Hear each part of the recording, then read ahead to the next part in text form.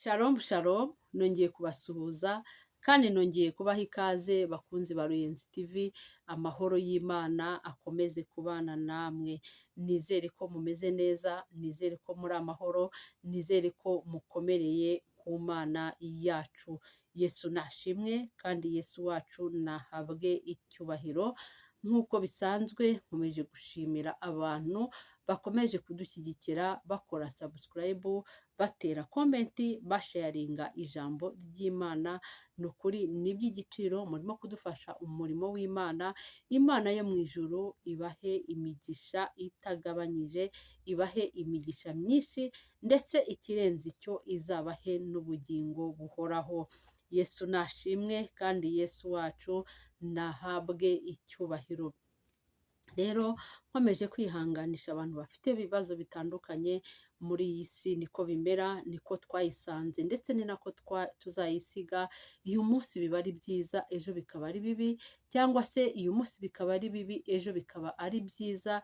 Iyi si niko imeze, n'umubwiriza yarabivuze ngo hari igihe cyo kurira n'igihe cyo guseka, ariko ku Mana honyine niho mwashobora gukura amahoro. Ku Mana honyine niho hari ibyiringiro, ku Mana honyine niho hari umunezero. Iyo umuntu ahungiye ku Mana ahakura imbaraga zamubashisha gusohoka muri ibyo bihe bikomeye biruhije imitima yanyu, mukabisohokamo amahoro. Yesu nashimwe kandi Yesu wacu nahabwe icyubahiro. Tugeze mu mwanya mwiza wo kumva ijambo ry'Imana. Ijambo ry'Imana ni umutsima utera imbaraga. Nyakunda kubabwira ko ijambo ry'Imana ari inkota ihinguranya. Ijambo ry'Imana riradukomeza mu buryo ubwo ari bwo bwose, yaba uburyo bw'umwuka cyangwa se uburyo bw'umubiri, kandi tugakomera tukamera neza. Yesu nashimwe kandi Yesu wacu nahabwe icyubahiro. Njya nkunda kubabwira ngo umukristo yagakwiye kugira ijambo ry'Imana, yagakwiye kwishakaho Bibiliya, kuko muri Bibiliya honyine niho umuntu harimo amagambo meza ahumuriza imitima yacu, niho harimo amagambo akuyobora inzira wacamo ujya mu bwami bwo mu ijuru, niho harimo amagambo agushoboza kubana n'abantu bose amahoro, niho harimo amagambo agusubizamo ibyiringiro. Yesu nashimwe kandi Yesu wacu nahabwe icyubahiro.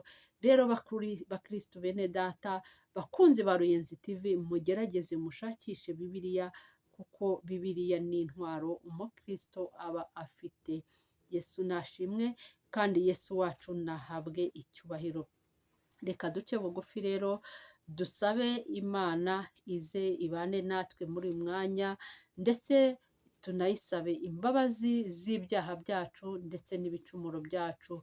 Turagushimiye Jehova Jire, turagushimiye El Shaddai, turagushimiye Gitare cy'amahanga, turagushimiye Bwugamo bw'umugaru. Uri Imana, uriya Dawudi ngo yabuze uko arabigenza, aravuga ngo uriya uburebure bwawe ntibugira uko bungana. Rero Uwiteka Imana, uwavuga ibyawe bwakwira bugacya, ariko ni ukuri tugushimiye urukundo rwawe ndetse n'imbabazi zawe. Tugushimiye uburyo utwitaho, tugushimiye ko watugize abo turi bo, tugushimiye Uwiteka Imana ko wadugize abantu, ukaduha akanwa ko kuvuga, ukaduha ububasha bwo kuvuga, ukaduha ububasha bwo kwitwa abana bawe. Izina ryawe nirihabwe icyubahiro. Duciye bugufi rero ngo mbere ya byose ubanze utweze udutunganye, utubabarire ibyaha byacu ndetse n'ibicumuro byacu. Twarakiraniwe ndetse ntitwashyikira ubwiza bwawe, ariko ndakwinginze Uwiteka Imana ngo ubanze unyeze untunganye, weze abakunzi ba Ruyenzi TV nabo beze ubatunganye.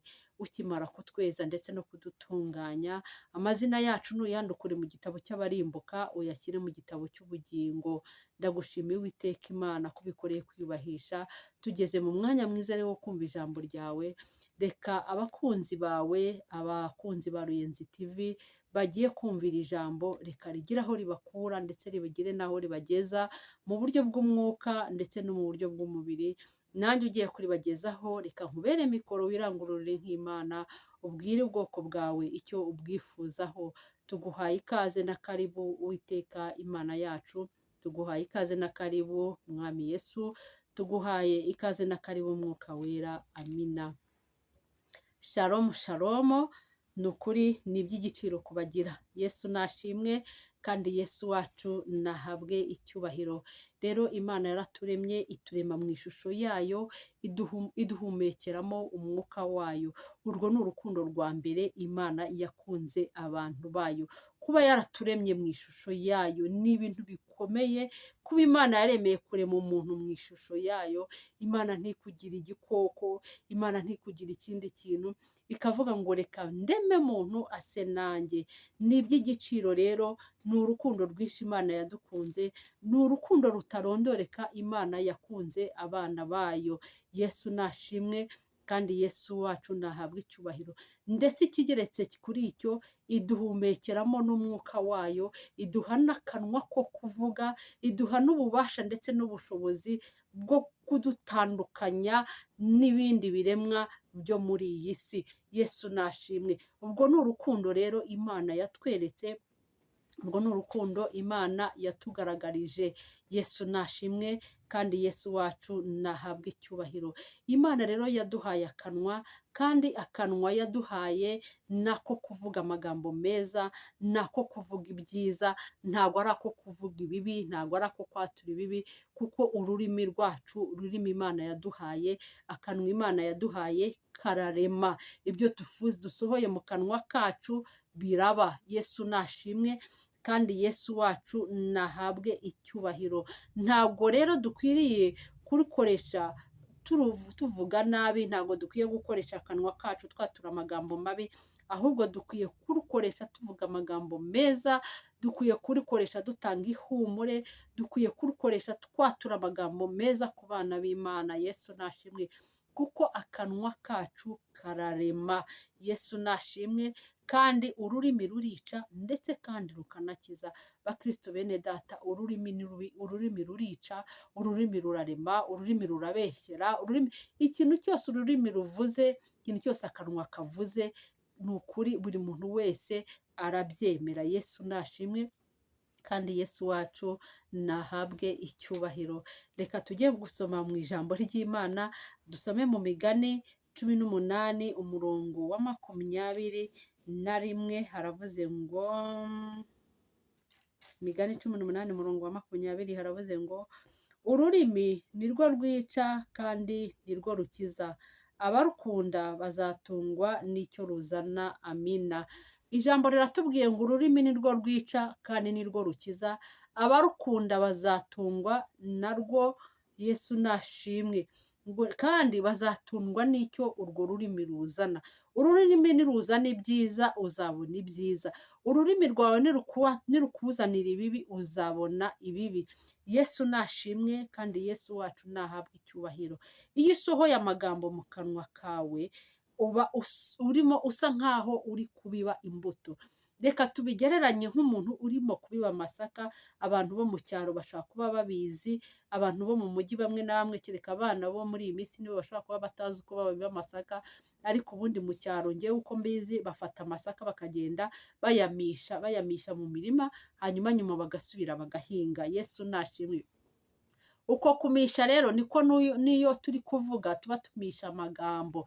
Gerageza umisha amagambo meza muri bagenzi bawe, gerageza ubibe amagambo meza mu bana bawe, gerageza ubibe amagambo meza mu nshuti zawe, gerageza ubibe amagambo meza mu baturanyi bawe, gerageza ubibe amagambo meza mu bantu mukorana, gerageza ubibe amagambo meza mu bantu muri kumwe muri bisi, gerageza ubibe amagambo mu kanwa kawe, hasohokemo amagambo meza, kuko burya iyo ubibye uba utegereje no kuzasarura. Iyo ubibye amagambo mabi rero usarura ibibi, iyo ubibye amagambo meza rero usarura ibyiza. Yesu nashimwe kandi Yesu wacu nahabwe icyubahiro. Umuntu aheshwa ibyiza n'amagambo aturuka mu kanwa ke. Aka kantu ntabwo muri kukumva neza. Umuntu aheshwa ibyiza n'amagambo aturuka mu kanwa ke. Yesu nashimwe kandi Yesu wacu nahabwa icyubahiro. Nimwumva aka kantu, umuntu aheshwa ibyiza n'amagambo aturutse mu kanwa ke. Nusohora amagambo mabi mu kanwa kawe, uzabona ibibi. Nusohora amagambo meza mu kanwa kawe uzabona ibyiza. Yesu nashimwe. Gerageza rero mukunzi wa Ruyenzi TV, gerageza mukristo mwene data, gerageza muvandimwe, ubibe amagambo meza muri bagenzi bawe. Reka dusome no mu Migani 12 umurongo wa 14 twumve naho icyo hatubwira.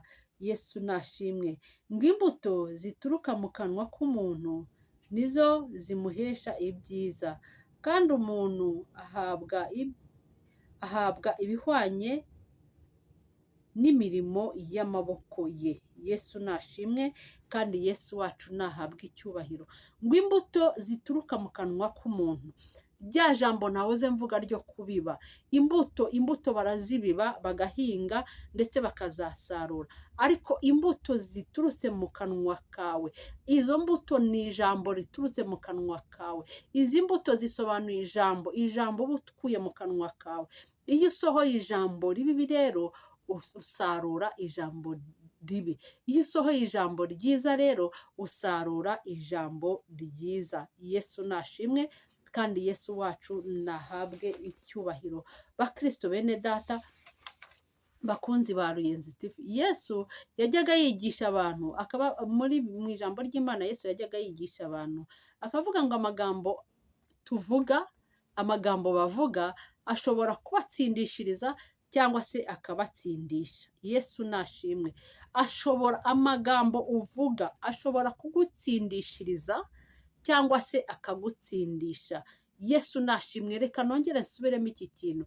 Ijambo ryose riturutse mu kanwa kawe, mukristo mwene data, mukunzi wa Ruyenzi TV, ijambo iryo ari ryo ryose riturutse mu kanwa kawe rishobora kukuviramo ikintu cyiza cyangwa se rikakuviramo ikintu kibi. Mu yandi magambo, iyo uvuze ikintu cyiza ubona icyiza, iyo ubibye ikintu kibi ubona ikintu kibi. Yesu nashimwe. Burya umuntu amenya ubwiza bw'umutima w'umuntu bitewe n'amagambo amusohoka mu kanwa ke. Nubana n'umuntu uvuga amagambo mabi uzamenya uwo muntu icyo ari cyo, uzamenya ko ari umuntu mwiza.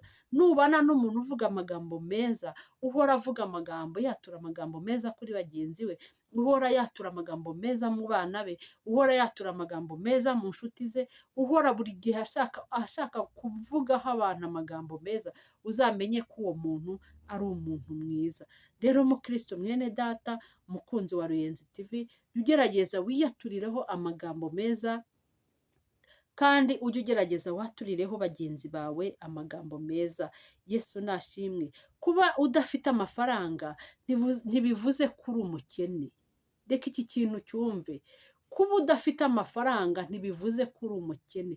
Kuba uyu munsi nta mafaranga ufite, kuba uyu munsi ugaragara nk'usuzuguritse, kuba uyu munsi ugaragara nk'umuntu w'inzahare, ntibivuze ko uri inzahare. Uyu munsi ushobora kuba uri inzahare ariko ejo ukazahuka. Yesu nashimwe. Uyu munsi ushobora kuba nta mafaranga ufite ariko ejo ukabura yagize. Yesu nashimwe.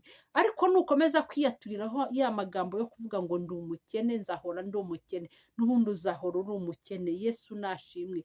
Rero gerageza wiyaturiraho amagambo meza, ariko usohoke unakore. Ijambo riratubwira ngo dukore. Mukore. Ntago Imana ikunda abantu b'abanebwe, ikunda abantu bakora. Yesu nashimwe. Rero kandi muri uko gukora gerageza wiyaturireho. Niba utangiye umushinga, atura ko umushinga wawe udashobora guhomba. Wigenda uvuga uti baba se Mana yanjye, noneho ibi bintu ngiye gukora bizunguka. Genda wifitiye icyizere uvuga uti ibi bintu ngiye gukora bigomba kunguka, ngomba kubikuramo inyungu. Yesu nashimwe. Kandi Yesu wacu nahabwa icyubahiro. Uyu munsi ubuzima bushobora kuba buri habi, ariko ejo ubuzima bwawe bukaba buri hejuru, nawe ukaba umeze neza. Yesu nashimwe, kandi Yesu wacu nahabwe icyubahiro.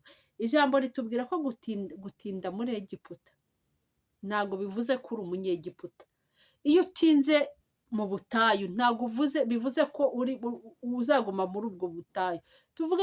Tuvuge urugero, iyo utinze mu bushomeri. Ntabwo bivuze ko uzahora uri umushomeri imyaka yose yo kubaho kwawe. Oya, hari igihe kizagera ubone akazi, hari igihe kizagera ucuruze, hari igihe kizagera nawe ugire bizinesi, hari igihe kizagera nawe ukaguka ukagira imibereho myiza. Ntabwo bivuze rero ko buri gihe cyose uzahora uri hasi, ariko nanone ibyo byose ubiheshwa n'Imana, ariko nawe wateye imbaraga, wakoze, washyizemo imbaraga, wakoze kandi wiyaturiyeho n'amagambo meza. Yesu nashimwe kandi Yesu nahabwe icyubahiro. Hari igihe abantu bajya batwita amazina mabi, bakatubona mu yindi shusho mbi, akakubona akakwita ikizina kijyanye n'ibihe urimo, ibihe ugezemo, niba urwaye akakwita wa murwayi, abantu bakakwinuba ko uhora urwaye. Oya, iyaturireho ko igihe cyo kurwara kirangiye, iyaturireho ko igihe cy'ubukene kirangiye, iyaturireho ko igihe cyo gukodesha kirangiye, iyaturireho ibyiza, ariko iyaturireho ibyiza, wiyambure ubwo bushwambagara Satani yagushyizeho. Hari igihe Satani ajya gutera akakwihebesha, akakumvisha ko ubwo bukene uzabuhoramo, akakumvisha ko uzahora wambaye ubusa, akakumvisha ko nta kintu na kimwe uzigeza. Oya, iyambura ubwo bushwambagara, ikuremo uwo mutima wo kwiheba, ikureho ijugunya kure, ikuremo uwo mutima, ayo majwi yose akubwira ko nta kintu uzageraho. Yiyambure, yiyambure, yiyake. Tera umugongo Satani, ahubwo utumbire ijuru, usenga Imana, niyo yonyine izagushoboza, kandi wature ko Imana yawe ari Imana y'inyembaraga. Ni ukuri Imana ni inyembaraga. Yesu nashimwe. Imana ifite imbaraga nyinshi cyane. Niba twari tuzi imbaraga Imana ifite, niba twari dufite tuzi agaciro k'Imana ku buzima bwacu, ntabwo twajya twiheba ngo wumve ko byacitse. Nugera mu bibazo wumve ko byacitse kandi usenga Imana, nugera mu bigeragezo wumve ko byacitse kandi uri umunyamasengesho usenga Imana. Mukristo mwene data, ni mwebwe nimushikame ku Mana.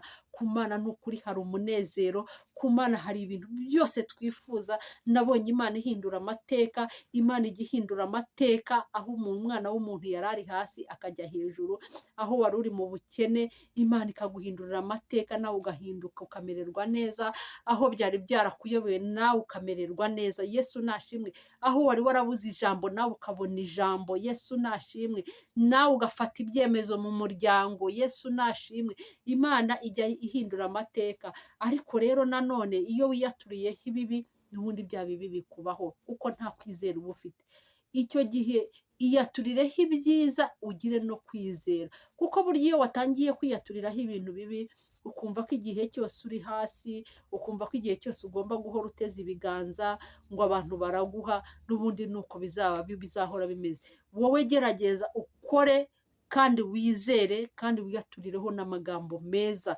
Ijambo ryiza, Abanyarwanda nibo bajya bakunda kuvuga ngo ijambo ryiza ni mugenzi w'Imana.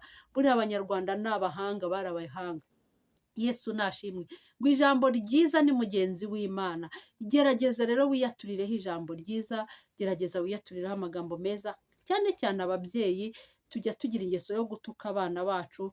Umwana yakora nk'agakosa ukaba umuhurutuye nk'ikijambo kibi, ukakimubwira, ukakimutuka. Mukristo mwene data, mubyeyi muvandimwe, mubyeyi mugenzi wanjye, gerageza. Ejo nujya kubona ukabona umwana arakunaniye, uzavuga ngo ye baba ngo barakurogeye, uzatangira witwaza abaturanyi ngo oya.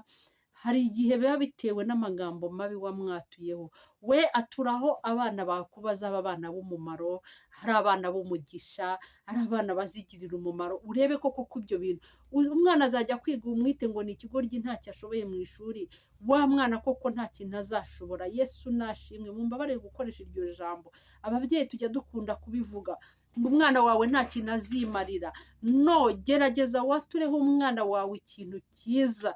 Yesu nashimwe. Numwaturaho ikintu cyiza nicyo kizamubaho, numwaturaho ibibi nibyo bizamubaho. Babyeyi mutuka abana banyu, ni ukuri mwihanire kureka. Mwaturireho abana banyu amagambo meza, mwaturiraho abana banyu imigisha. Nimwongere gutuka abana banyu, kuko Satani ajya yuririra kuri ibyo bitutsi mutuka abana banyu. Satani ajya yururira kuri ibyo bitutsi mutuka abantu. Satani, bagore mukunda gutuka abana, babyeyi nimugerageze, mugerageze mwatura amagambo meza, nimugerageze muvuge amagambo meza ku bana banyu, ndetse babyeyi mugerageze mwature amagambo meza ku batware banyu, abatware banyu nabo bagerageze bature amagambo meza ku bafasha babo, mwature amagambo meza ku baturanyi banyu, mwature amagambo meza ku bavandimwe banyu, umuntu ntaguhemukire ngo uhuruture ikintu cy'ikigambo kibi ngo ukimwatureho, mwatureho ko agomba guhinduka. Erega birashoboka ku Mana, nta kijya kinanira Imana.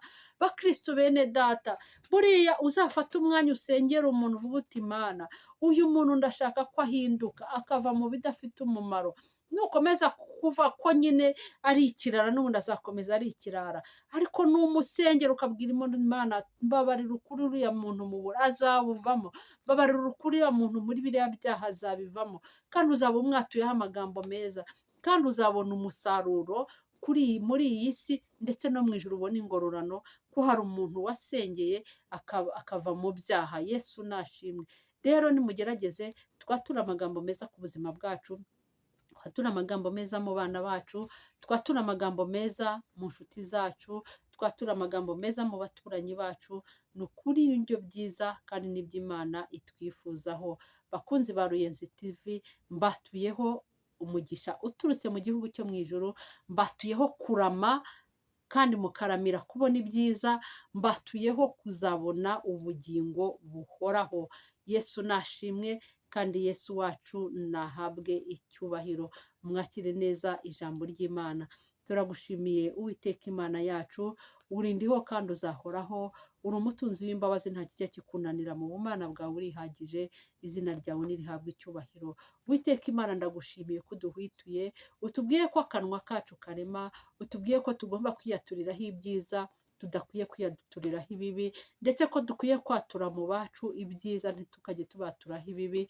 Mana, ndagushimiye kuba utuburiye, ndagushimiye ko uburiye ubwoko bwawe, ndagushimiye ko uri Imana udukunda urukundo ruhebuje, izina ryawe nirihabwe icyubahiro. Ngaho komeza kuganza, ukomeze kubarengera abarwayi, bakunzi ba Ruyenzi TV barwaye ubakize, abafite ubushomeri ubaha akazi, abafite ibibazo ibyo ari byo byose bitandukanye, Mana ubasubize kandi unezeze imitima yabo. Ikiruta ikindi ubahe ubugingo buhoraho kandi ubahe agakiza, ubahe kwatura amagambo meza ku buzima bwabo, ubarinde amagambo mabi, ubahe ihumure mu mitima yabo, ubadudubizemo isoko y'amahoro mu mitima yabo. Ndagushimira, ndaguhimbaje.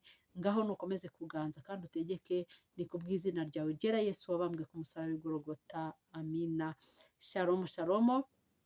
Ndabakunda cyane, ni ukuri n'iby'igiciro gikomeye kubagira, kandi nkomeje gushishikariza ni ukuri mukomeze kudushyigikira mukora subscribe, kandi abakunzi ba Ruyenzi TV musharinge iyi video, iri jambo ry'Imana rijye rigera ahantu hose, abantu bumva ijambo ry'Imana, bumva icyo Imana ibashakaho, kandi mujye mugerageza mwumve ijambo ryose, murebe video yose, muzajya musobanukirwa icyo Imana yashatse kubabwira mu ijambo. Shalom shalom, ndabakunda cyane, ndetse n'Imana irabakunda. Amina.